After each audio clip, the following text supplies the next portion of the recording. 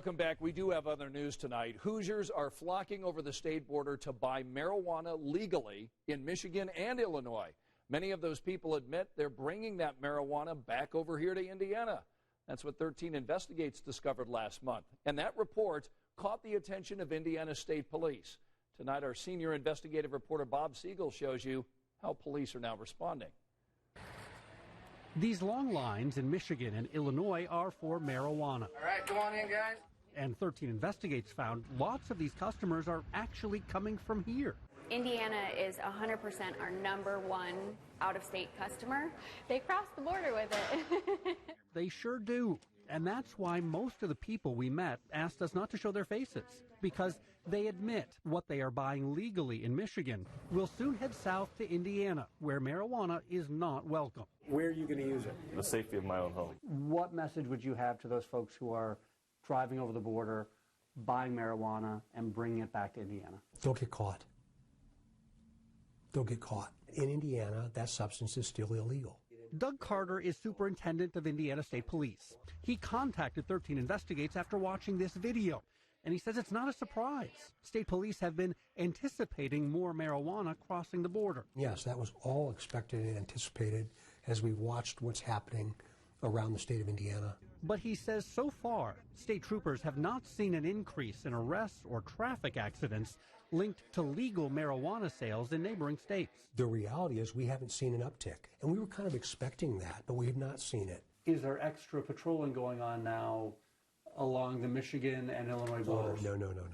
That's not a good patrol tactic. It's not one that I support. And he says, to be honest, folks crossing the border with a small amount of marijuana are not the people his troopers are really looking for. That's not who I'm worried about.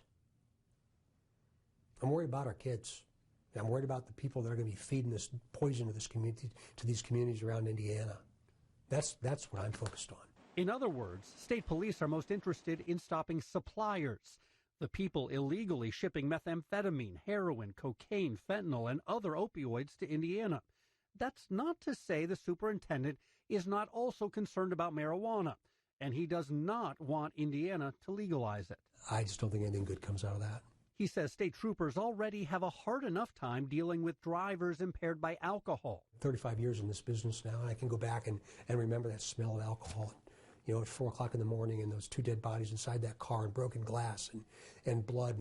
But until you've seen that kid been around that tree, because he or she's impaired, I can't expect you to understand why I feel so strongly. The last thing in the world I would ever want to do is put another intoxicant out there to give people a choice to use. The superintendent says he does sympathize with Hoosiers who might want to use marijuana for medical purposes.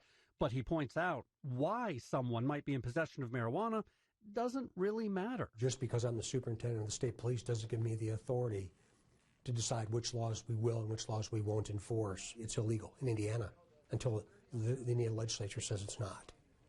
While state police are not going out of their way right now to patrol for marijuana, if you're caught with it, regardless of the reason, troopers probably aren't going to ignore it. So, in Illinois right now, you can legally possess 30 grams of marijuana, about 70 grams in Michigan.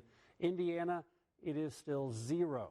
Possessing even 30 grams of pot here can mean up to 6 months in jail and a $1,000 fine. Get caught a second time, and it's a felony that carries up to 30 months in prison and a $10,000 fine. Many state lawmakers want to change that. We've got a lot more on Indiana's legal battle over marijuana right now at WTHR.com.